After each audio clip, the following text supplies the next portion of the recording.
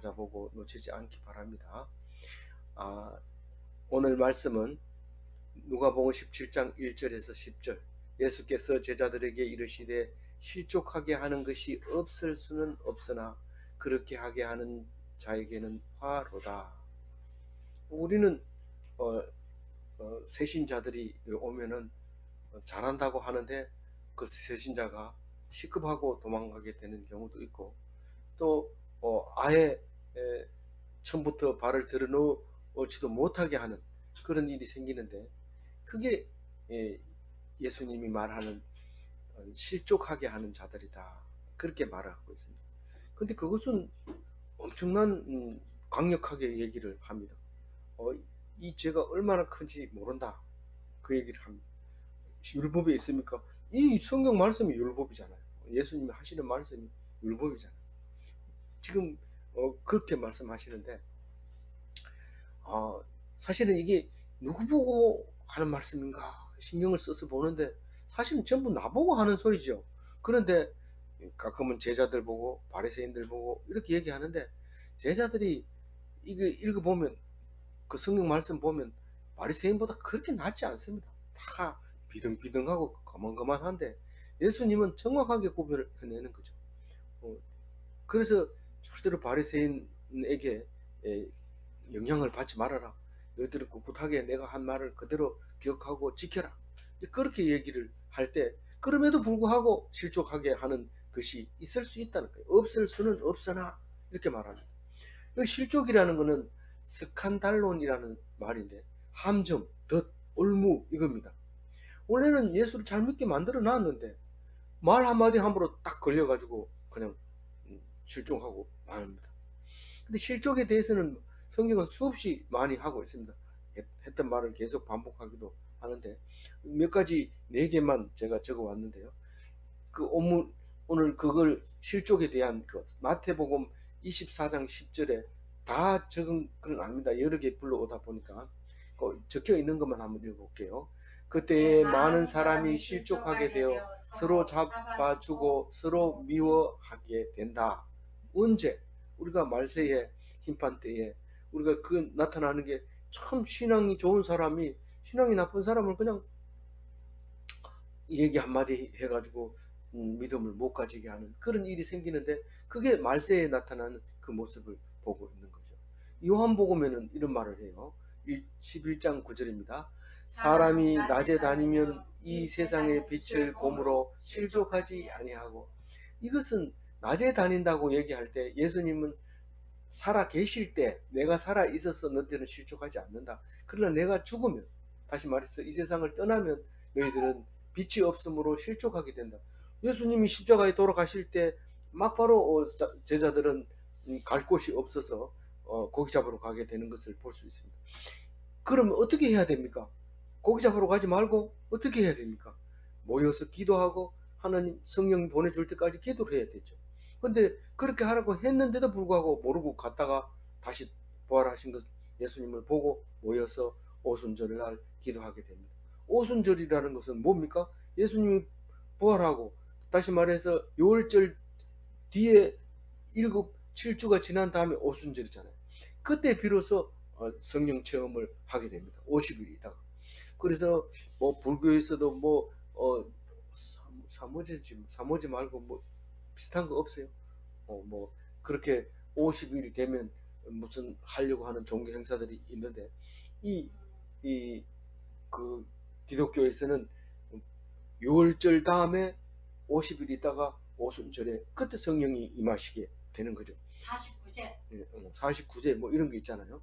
그런 게 있고, 또 이제 왜 그 부활은 언제 했어요? 6월절에 어린 양으로 돌아가셔서 3일 뒤에 부활하시잖아요. 그 이후에 50일 오순절 날 그렇게 모여서 기도할 때 보내시겠다 하는 보혜사를 보내서 우리가 성령님과 함께, 예수님과 함께, 하나님과 함께 대화하면서 우리 속에서 하나가 되고 서로 사랑할 수 있는 공동체를 이루어가고 있지 않습니까? 그래서 예수님을 실족하지 않게 하시는 분입니다. 그래서 예수님과 함께 다니면 자기도 실족하지 않지만 설득하지 않게 해주게 되죠. 근데 자기가 실족하면 엄청난 일을 겪게 됩니다.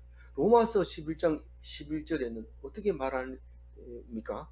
읽어봅니다. 내가 말하노니 그들이 넘어지기까지 실족하게.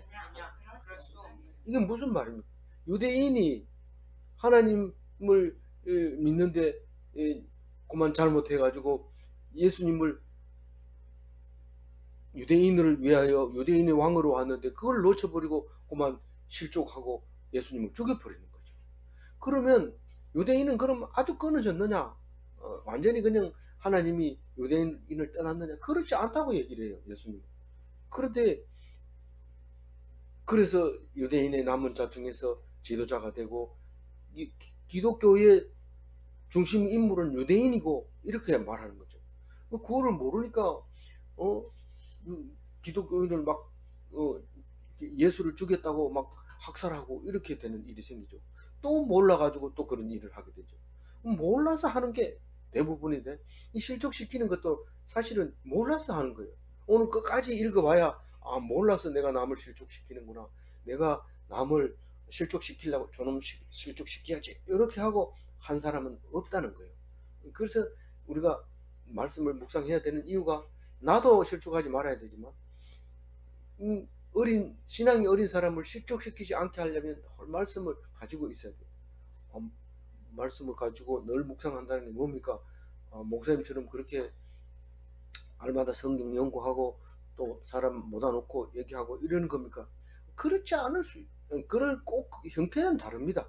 성경을 매일 성경을 보는 사람도 있고 생명의 삶 뭐 이런 거를 또 묵상하는 사람도 있고 나름대로 또 성경 읽기 통독방에서 또 하기도 하고 서로 나눠주기도 하고 이런데 너무 또 그 집중해서 이것저것 한꺼번에 이렇게 많이 하지 말고 한 가지를 오래 생각하다 보면 성질은 답답해요. 다른 성경은 어떻게 적혀 있을까, 누가 무슨 말을 했을까 이렇게 답답하지만 그래도 그 자기 수준에 맞게 그냥 읽다 보면 세월이 탁 지나면 한 6년 정도 지나면 어느 정도 알게 돼요. 근데 그거를 막 덮어놓고 안 하고 이렇게 하다 보면 그만 그 시간이 지나버리면 초신자하고 비슷해지고 실족시키게 되고 이런단 말이에요.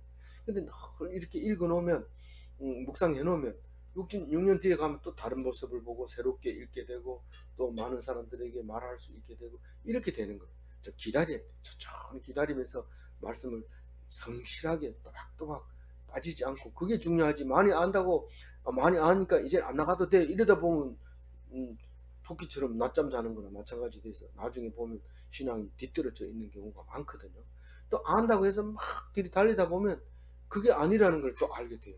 그래서 우리는 꾸준하게 말씀 붙잡고 이야기 나누고 읽고 또 묵상하고 그렇게 해야 됩니다. 베드로후서 1장 10절에는 어떻게 얘기합니까? 읽어봅니다. 부르심과 택하심을 굳게 하라. 언제든지 실족하지 아니하리라.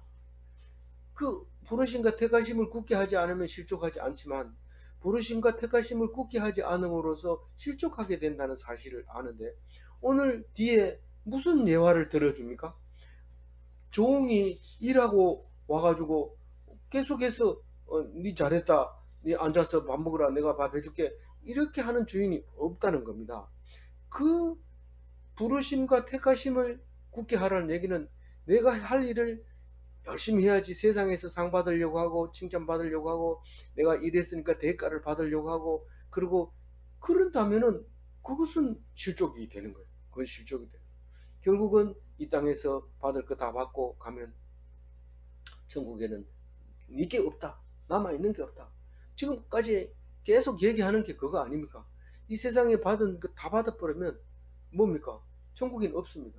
그게 뭡니까? 바로 앞에 묵상했는 게 부자와 나사로 이야기입니다. 부자가 이름이 나와요? 안 나오잖아요. 이름 나온 건 누구예요? 거지잖아요. 거지가 좋아요? 부자가 좋아요? 이 땅에서는 부자가 좋고 저 천국에서는 나사로가 좋습니다. 확실하게 얘기를 해야죠. 그럼 네가 여기서 좋을래 저기서 좋을래? 그건 내가 어떻게 해요? 여기서 좋으면 부자로 살고 안 좋으면 천국 가서 나사로로 살고 그럼 언제나 감사하고 언제나 기뻐하고 즐거워하죠. 나를 왜 부자로 안 만들어 줍니까? 하나님 원망스러워요. 이렇게 해도 안 되고 나를 왜 이렇게 힘들게 해줍니까?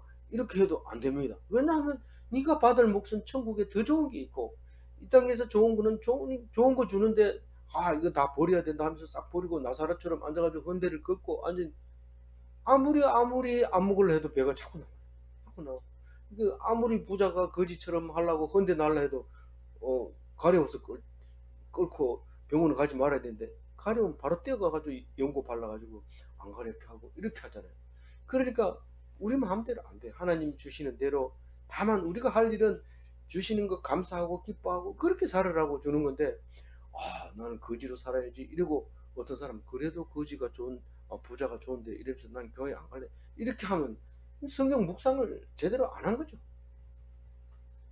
그래서 오늘 베드로후서 1장 10절 중간중간에 잘라가지고 중간하고만 연결해놨지만 써놓은 것만 읽어봐요. 다시 한번 읽어봅니다. 부르심과 택하심을 굳게 하라. 언제든지 실족하지 아니하리라. 그 종은, 충성된 종은, 순종하는 종은 절대로 밭에 나갔다 와서 누가 밥 안 차려놔도 신경 길대도 안 되고, 자기가 바로 가서 밥을 해가지고 주인을 따뜻하게 드시게 하고, 그러고 난 다음에 자기 자리로 가서 쉬어야 돼요. 알겠죠? 예. 2절 읽어봅니다. 그가 이 작은 자 중 하나를 실족하게 할진대 차라리 연자 맷돌이 그 목에 매여 바다에 던지는 것이 나으리라. 뭐 우리가 연자 맷돌을 목에 매가지고 바다 던진다 하니까, 이게 연자 맷돌이 뭐 힘센 사람이 들어서 바다에 던질 수 있는 줄 알지만, 사실 이게 연자 맷돌은 사람이 들 수 없어요. 이렇게 동그랗게 만들어서 이렇게 굴러가게 하는데, 사람이 못하고 소가 지나가면서 이렇게 돌아야 돼요. 그건 돌리는 거죠. 근데 그 드는 거는 들지를 못해요. 근데 이게 목에 매서 던지다 이런 말은, 예수님이 그 굉장히 그 강조법을 많이 쓰잖아요. 어떤 강조법이 있어요? 낙타가 바늘귀로 들어간, 어떻게 낙타하고 바늘귀하고 상상할까? 아무리 생각해봐도 근데 네 눈에 들보는 못 보고 이런 눈에 들보, 그런 말을 또 어떻게 말합니까? 근데 우리도 그런 말을 해요. 누가 우리 잘할 때는 그랬죠. 전봇대 가지고 이 쑤시든지 말든지 네가 알 게 뭐야 이러면서 막 그런 말을 한 적도 있어요. 그러니까 우리도 너무 성경은 어, 과하게 쓴데 뭐 이러면서, 여러분 그렇게 생각하지 마세요. 왜냐하면 우리가 사랑하는 걸 그대로 적어놨어요. 거룩한 성경에 왜 이렇게 썼을까 이렇게 생각하지 않아도 돼요. 강조할 때는 그렇게 강조를 세게 하신다는 사실을 기억하고요. 어쨌거나, 아니 내가 말 한 번 잘못해가지고 그 애가 교회 안 나오는데, 그런데 나를 바다에 빠뜨려 버리고 다시 못 올라올 수 있게 그렇게 한단 말입니까? 참 너무 심한 거 아닙니까?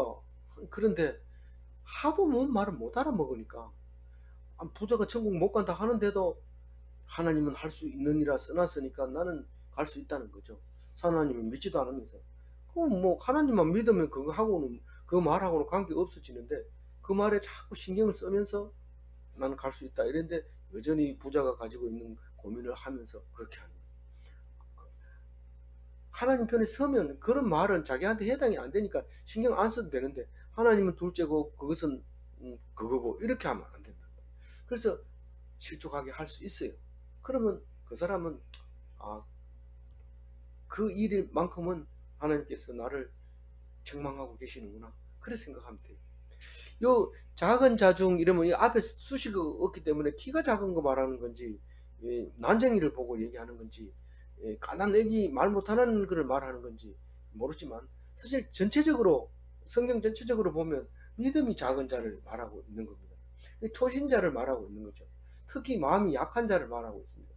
만약에 사도 바울이 이 초신자들 앞에서 고기를 먹는 거 이런 거 보고, 술 먹는 거 이런 거 보고 따라서 하게 되면 결국은 자기는 그 사람을 실족하게 된 것이 되기 때문에, 그걸 안 하려고 평생 내가 죽을 때까지 술 안 먹고 담배 안 피우고 고기 안 먹겠다 그래 했잖아요. 근데 담배 얘기는 없습니다. 근데 우리는 고기는 또 먹잖아요. 그러니까 그런 배경적인 문제는 있긴 있지만 그런 얘기를 하고 있는 거죠. 이 작은 자라고 하는 것은 그 마음이 약한 자라는 의미도 있는데, 미크로스라는 거예요. 헬라어로, 그리스어로 헬라. 그래서 미크로 할 때 미크론, 마이크로, 미크론 이렇게 작은 거를 그렇게 표현하죠. 그래서 그 조그만 이 어원이 여기서 말하는 미크론에서 나온 거죠. 그래서 그 이 신약은 무슨 어로 기록이 되어 있다고요? 헬라어로, 그리스어로 기록이 되어 있기 때문에 우리가 과학 용어의 그 표시가 전부 그리스어의 표현에서 나옵니다. 그래서 마이 미크로스라고 쓰려면 앞에 뮤가 마이크로가 이제 들어가죠. 거기에 헬라어에. 그래서 근데 이 작은 자가 누구냐 하면 이제 나 교회 다닐래요. 그래서 처음 율법을 배우러 온 자에게, 그 믿기로 작정한 이방인들에게 그냥 너 할례했냐? 너 뭐 제일 이제 실족을 말하는 게 11조 냈냐? 뭐 주일날 지켰느냐? 네 구원 받기로 작정된 날짜를 알고 있느냐? 이런 식으로 막 할 때 우리는 안 갈래 교회. 안 가면 죄도 없는데 가면 자꾸 죄인이라 하고 그렇게 하게 되는 거죠. 그런데 사실은 이게 어떤 때 생겨요? 바리새인이 사람들 앞에서 높임을 받으려고 할 때 사람들이 실족하는 거예요. 전부 교회 간 잘난 체하고 헌금 많이 내고 폼 잡고 장로라고 사람 가자마자 말 놓고 막 이렇게 하는 거에 대해서 우리는 그 높임 받으려고 하는 그거 때문에 사람을 실족시키게 되는 것이죠. 근데 사람 앞에서 높임을 받는 것 자체가 벌써 미움을 받고 있는 거예요, 하나님 앞에. 그래서 어떤 짓을 해요? 제자들도 똑같이 하는데 서기관처럼 해요. 서기관은 천국 문을 딱 막고 오는 자를 전부 못 들어오게 하는. 그렇게 하는 그 바리새인 보고 지금 얘기하는 거. 이 작은 자를 지금 실족해 하게 됐다. 그러면 어떤 서기관이 돼야 돼요? 어떤 서기관이 돼야 돼요? 제자 되는 서기관 돼요. 제자 서기관이 돼요. 마태복음 13장 52절 읽어볼까요?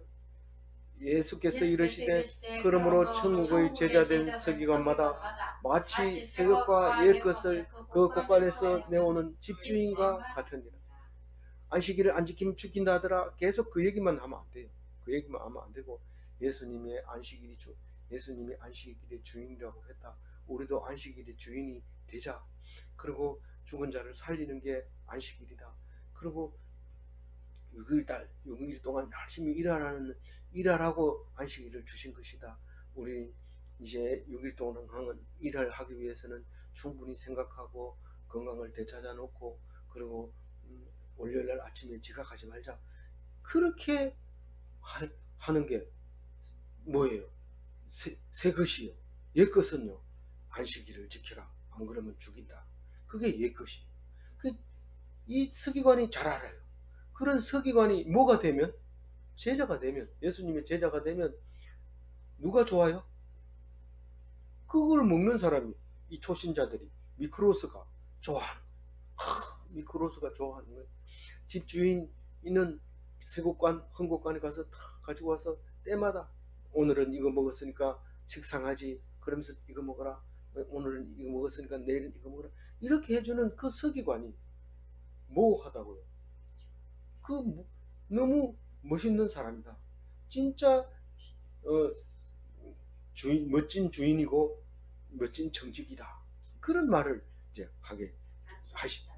예, 멋진 그리스도인이다. 기독인이다. 그 말을 예수님이 말씀하고 있는 거죠. 3절 읽어봅니다. 너희는 스스로 조심하라. 만일 네 형제가 죄를 범하거든 경고하고 회개하거든 용서하라. 아싸 이러면서 이제 초신자들 보고 너 이렇게 하면 안 돼. 너 이렇게 하면 안 돼. 너 이렇게 하면 안 돼. 계속 이렇게 하는 게 아닙니다. 그는 어기면 가서 훈계하라. 목양하라.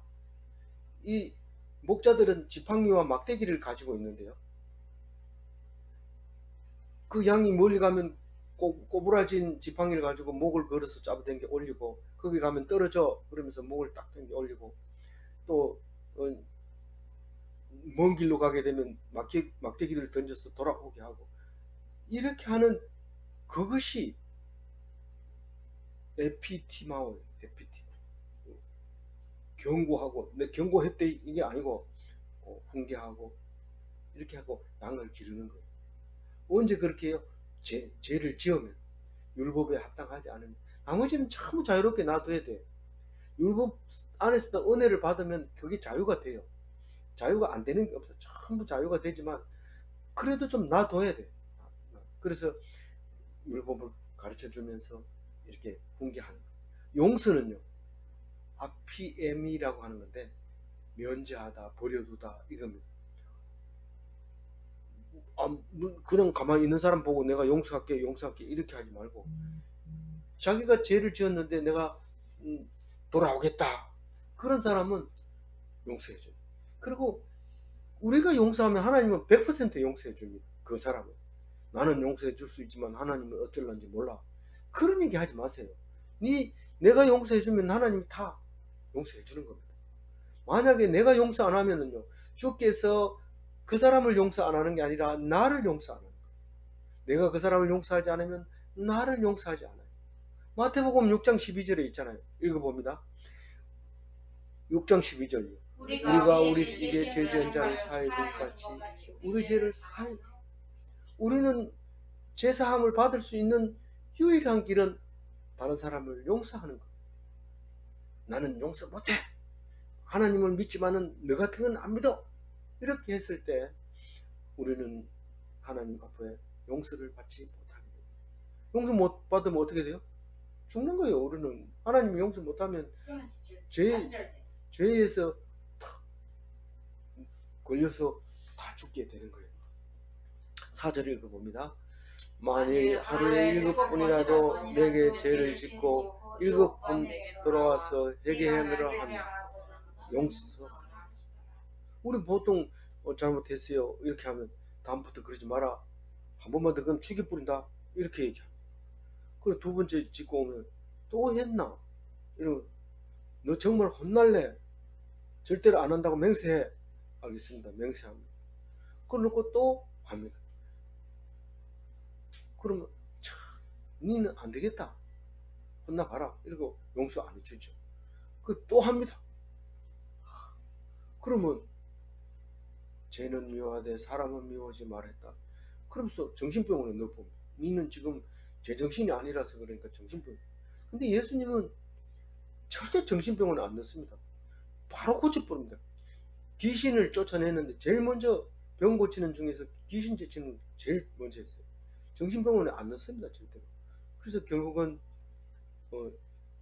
고치는 모습을 보는데, 하루에 7번 죄 짓는 사람이 어디 있어요? 그러나 그런 사람이 있더라도 너는 거기에 대해서 7번이 아니라 70번이라도 네가 죄를 짓는다면 죄에 대해서 신경 쓰지 말고 너는 그 사람을 용서해 주라, 저 인간은 안 돼, 이러지 말고, 절대로 그런 말을 하지 말고, 그래 나는 용서해 준다. 내가 용서해 주면 하나님 100% 용서해 줍니다. 내가 안 해주면 나를 하나님이 100% 용서 안 합니다. 마태복음 18장 22절 읽어봅니다. 이르노니 7번뿐 아니라 7번에 70번까지라. 그럼 몇 번입니까? 77에 49, 490번이면 그만큼 할 수 있어요. 세지도 못하고 그걸 갖다가 무한용서라고 합니다. 무한용서. 우리는 셀 수 없는 용서를 해줘야 되는데, 어떤 사람은 한 번도 용서 못하는 사람도 있지만 490번 용서하고 죽으라, 이런 뜻입니다. 고린도전서 8장 11절 한번 읽어볼까요? 그러면 내 자식으로 그 믿음이 약한 자가 멸망하나니 그는 그리스도께서 위하여 죽으신. 이게 실족에 대한 증거입니다. 내가 저런 사람, 안 믿는 사람 내가 야단쳤다고 해서 안 됩니까? 그렇게 하게 되면 네 지식으로 지금 그 사람을 믿음이 약한 자를 멸망하게 시켰다면 그 사람은 네 책임이다. 그 사람이 왜냐하면 그는 그리스도께서 위하여 죽으신 형제라. 예수님이 모든 사람을 위해서 십자가에 돌아가셨기 때문에 그 사람에게 그를 실족하게 했으면 네가 그 죄를 짊어져야 된다 이 말입니다. 그런데 우리는 무엇으로 실족을 시킨다고 얘기를 합니까? 고린도전서 8장 11절에 무엇으로 우리는 지식. 사람을 실족시키냐 하면 지식으로 그래요. 내가 알고 있기로는 그것은 그렇게 하면 안 되는 거야. 에이씨 더러워서 못 다니겠다. 그러고 안 다니면 그 실족시킨 겁니다. 내 지식을 가지고 함부로 사람을 평가하고 함부로 사람을 판단함으로써 그 사람이 실족하게 된다면 내 지식이 없는 것이 100번 낫는 거죠. 네가 모르겠다고 하면 제가 없거니와 네가 안다고 하니까 제가 그대로 있느니라. 그 말을 할 때 귀 있는 자가 들어야 되는 거죠. 그런데 왜 그렇게 목사님은 추라고 성경을 읽어야 된다고 말합니까? 성경은 읽고 지식을 쌓는 게 아니라 묵상하자는 묵상. 그 말이 이 말인가? 그게 이런 말인가? 아 맞네 그런 말이기도 하네. 아유 참 그런 뜻이네요. 아 그렇군요. 이런 말이 자꾸 나와라 이 말. 그런 말이 입에서 자꾸 나와야 된다 이 말. 그래서 아 설교 혼자 하고 은혜 받았다 설교 이렇게 하면 묵상이 아닙니다. 그거는 그 지식만 있고 그 폼만 들어가지고 내가 큰 교회 다니는데 이러면서 마치 자기가 큰 교회 목사의 믿음인 것처럼 내가 지금 어느 교회 다닌 권사인지 알아 이렇게 얘기를 하면 결국은 그 자를 지식으로 실망시키는 자가 돼버리고 만다. 그런 말을 하면서 이제 딱 하니까 제자들이 반응이 나오잖아요. 5절 읽어봅니다. 사도들이 주께 여짜오되 우리에게 믿음을 더하소서. 어떤 데는 제자라 하고 어떤 데는 사도라 하고 사람이 좀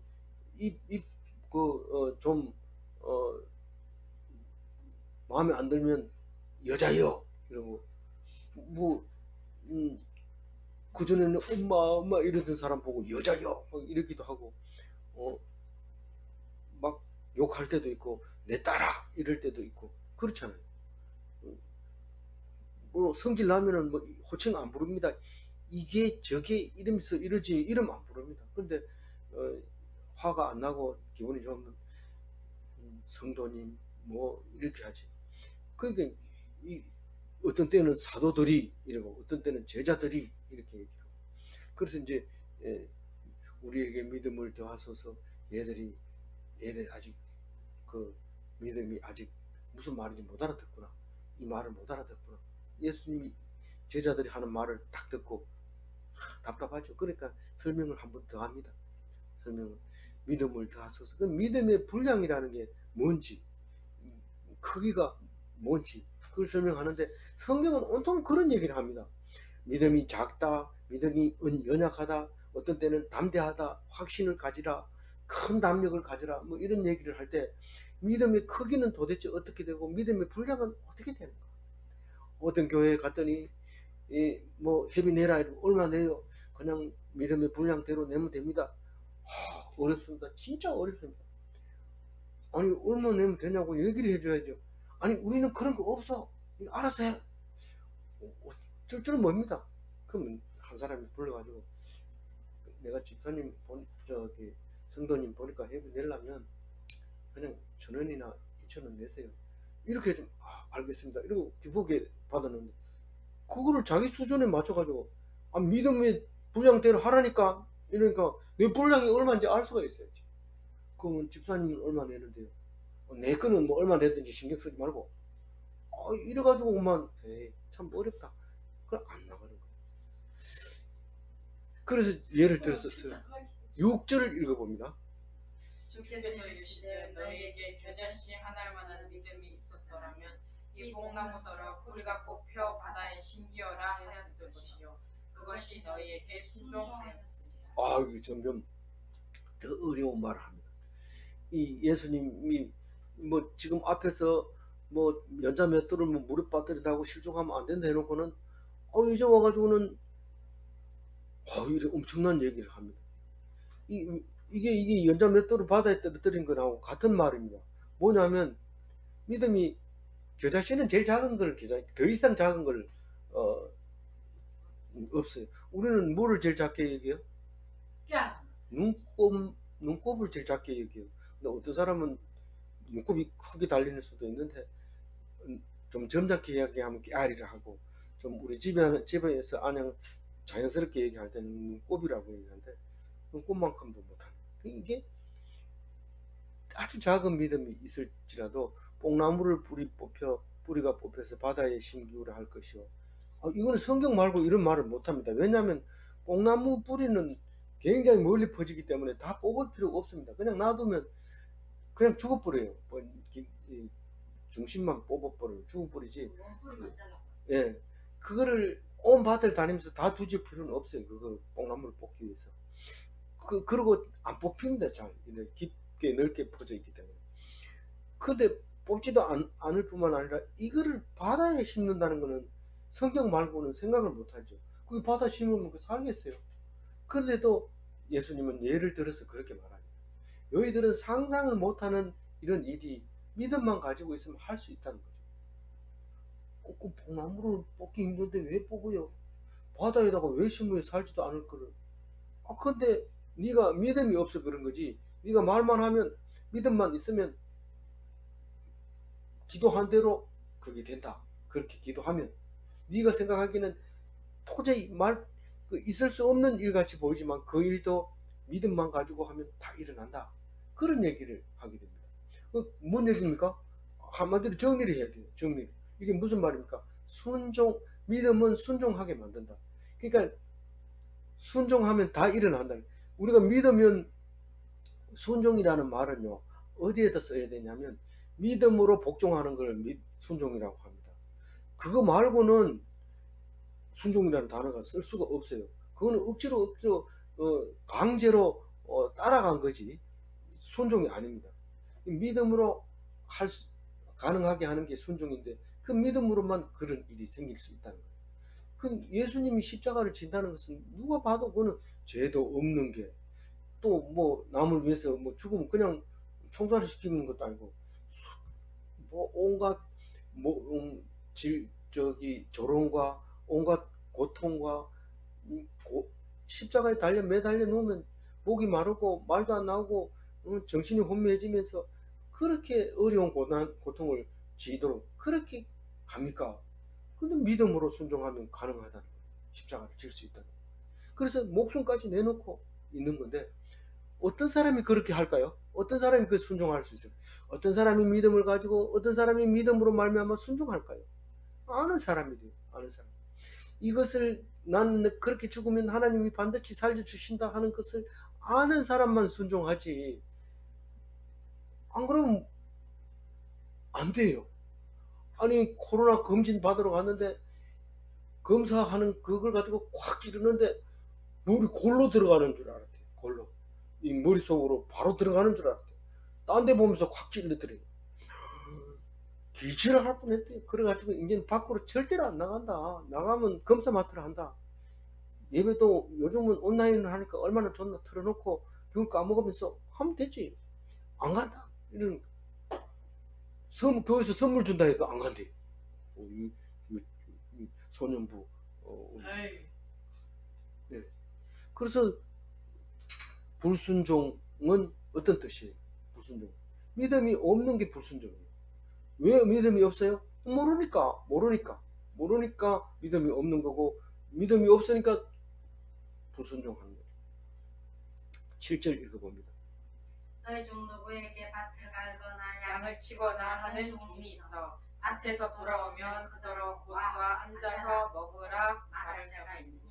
이 밭을 가는 거는 정착민이고 양을 치는 거는 유목민이고 그런데 어쨌든 그 중동 지방 예루살렘 가나안 땅 이쪽 지방에는 이 두 가지 일을 다 겸하는 사람들이 모여서 살게 됩니다.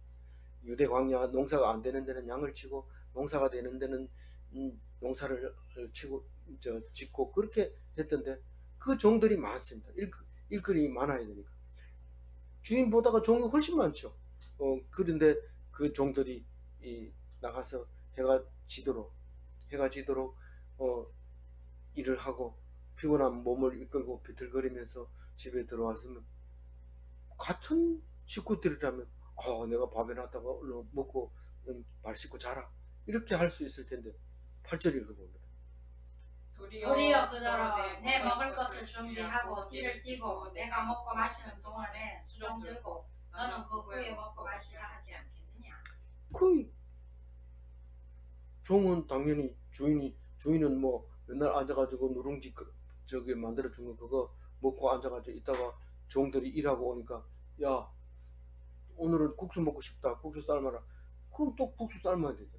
그러놓고 다 먹고 올 때까지 주인님 뭐 수건 갖다 드릴까요 뭐 필요한 거 오늘 신문 다 읽으셨나요 그래 됐다 이제 들어가 자라 이러면 가만히 서 있습니다. 왜 안 자고 그러냐 주인님이 주무셔야죠.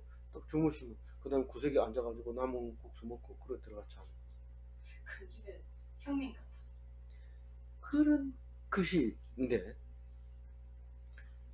순종하는 사람은 부르심을 받은 자 제자된 서기관을 지금 예화를 들어서 얘기합니다. 안 그러면은 이게 갑자기 왜 이런 종 얘기를 왜 하지? 순종하라는 거예요. 순종하는 그 실족시키는 것은 순종을 안 했기 때문에 내가 바리새인인데 너희들 중에는 내가 제일 신앙이 오래됐잖아. 그러니까 내 제일 높은 자리에 앉았고 나머지 사람은 딴 데가 앉아. 이건 내 자리야. 이건 장로들 자리고 이건 권사 자리고 이건 내 자리고 너는 초신 자리가 저 뒤에가 있어. 이렇게 하면 실족한다는 거예요. 그러니까 순종하는 자는 내가 장로 될 자격이 있지만은 내가 장로 될 자격이 있다고 해가지고 밥 차려 와라. 그래 집사들이 차려줘야지. 이러고 앉아가지고 먹으면 말짱 꽝이라는 거예요. 그거는 상이 없다는 거예요. 천국에. 이 땅에서 다 받았으니까 소용없다는 거예요. 그리고 많은 사람을 실족시키니까 니는 여자 맷돌로 목이 달아가지고 물에 빠지는 게 훨씬 낫다고 얘기하는 거예요. 그렇게 하지 말라는 거예요. 바리새인들이 다 그렇게 하고 있다는 거예요. 제자들은 그렇게 하지 말라는 거예요. 그렇다고 초신자가 아싸 잘됐다 장로한테 가서 우리 다 똑같은 형제죠 오늘 같이 갑시다 이러고 이렇게 하면 안 된다는 거예요. 그렇게 하면 그거는 남이 해주는 거는 남이 몫이고 내가 그걸 찾으려고 하면 안 된다는 거예요. 남이 해줘도 그것은 받아버렸기 때문에 천국에 가면 상이 없지만 그것을 안 해준다고 자기가 주장하면 실족시켜버리는 거예요. 사람이. 그래서 부르심을 받은 제자 그것은 서기관 된 제자가 된 서기관과 마찬가지인데 순종하는 자는 사명을 위해서 일하는 사람 품값을 이미 받은 사람이에요. 우리는 품값을 이미 받았어요. 그러니까 이제 추사로 가야 돼. 안 가면 안 돼. 명령이에요. 받았기 때문에. 그런데도 받았는데도 하나님은 내가 약속했지 내가 네에게 줄 거 천국에 놔둔 거 알지? 품값을 받았는데요. 내가 뭐 받을 게 있다고 천국 가서 받아요. 아닙니다. 저는 받았으니까 죽을 때까지 일하다가 죽으면 됩니다. 그래 얘기하는데 일하고 와가지고 나중에 보니까 네 품값 다 이렇게 했다. 놔뒀다. 그래서 어떤 자녀는 돈을 벌다가 부모를 다 갖다 줬는데 결혼할 때 줍니까? 네가 먹고 살았는 게 다 없어졌지.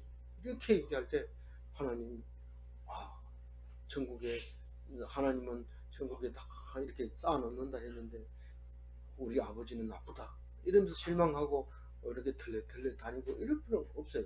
성경을 보면서 믿음을 갖고 이렇게 살다 보면 뭐 해줄 수도 있는 거고 안 해줄 수도 그건 하나님의 몫이고 내 몫은 아니다. 그게 신경 쓰지 말자.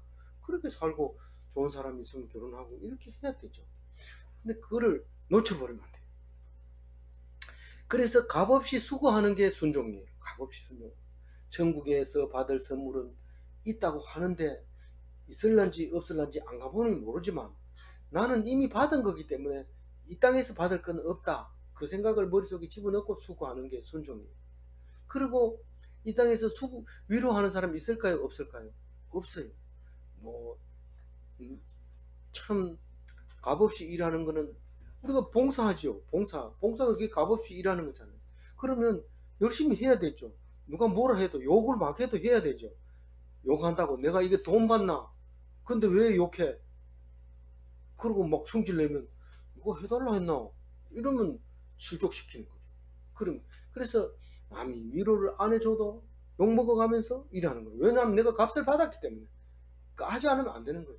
그래서 세상에서 내가 그걸 했으니까 높여도 이렇게 하면 그건 바리새인이고 결국은 연자맷돌을 목에 매야 된다.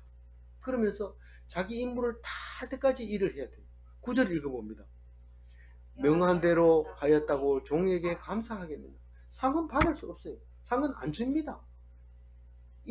자기 일을 아무리 자기 일을 해도 누가 와가지고 감사합니까?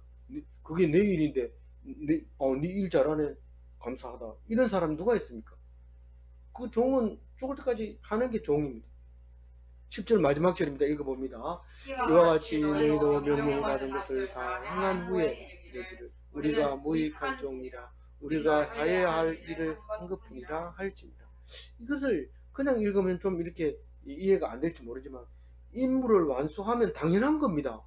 이익을 끼친 것이 아니고 네가 했는 것을 했는 거예요. 이익을 끼친 게 아니고 만약에 이익을 끼쳤다면 그 이익 좀 주세요. 예를 들면 노조하는 사람들이 그겁니다. 이익을 공동 분배하자는 거예요. 그래서 데모하는 거잖아요.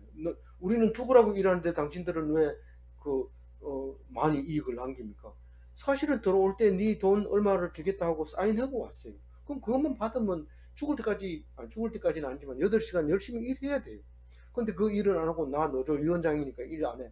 이제부터 불편한 거 있으면 얘기해. 그리고 여러 사람 보는 앞에서 사장 멱살 잡고 이러면은 점점 다음 투표할 때 점수 찍고 그래가지고 또 노조 위원장하고 이러잖아요. 이게 기독인이 아니죠. 이거는 이 땅에서 받을 거 다 받은 사람은 천국 가면 없습니다. 빵입니다. 그렇게 얘기해도 어이구, 나 그런 줄 몰랐어요. 좀 가서 얘기 좀 해. 얘기를 계속 하고 있는데도 그런 얘기를 하는 사람이 분명히 옵니다. 어떻게 알아요? 예수님이 얘기했으니까 알죠. 이름 뭔데요? 이름은 몰라. 부자. 완수하지 못하면 어떻게 해요? 자기 할 일을 맡겨준 사명을 니는 부름 받을 때 전도하라고 했는데 그걸 완수하지 못하면 주인에게 손해를 끼친 거예요. 니 왜 받을 거 다 받아먹고 왜 일 안 해? 그러면 죄인 되는 거예요. 그건 뭐 상 받을 일이 아니라 죽임을 당하는 거예요. 높은 자리에 앉으면 돼야 안 돼요. 그래서 할 수 있으면 종의 자세로 같이 나는 한 것만 한 것뿐이지 유익을 끼치지 못했습니다. 아닙니다. 제가 받은 거 다 받았습니다. 아직은 그거 받은 거 다 만큼 하려면 아직 멀었습니다. 그런 마음으로 살아가야 되죠. 오늘 2절 가지고 정리를 하면은요. 초신자를 실족하게 하면 제자의 도가 아닙니다. 제자는 그렇게 하면 안 됩니다. 믿음이 약한 자를 훈계하고 용서해야 됩니다. 얼마나? 무한 용서를 해야 됩니다. 나는 용서할 수 없어 이런 말을 절대로 하지 말고 지 할 일이지 그리고 지적질 안 하고 이러지 말고 목숨 걸고 가서 지적질 해야 돼요. 그것은 당신은 하나님 앞에 옳은 것이 아니다 이렇게 얘기할 수 있는 용기 있는 예수님의 제자가 다 되시기 바랍니다.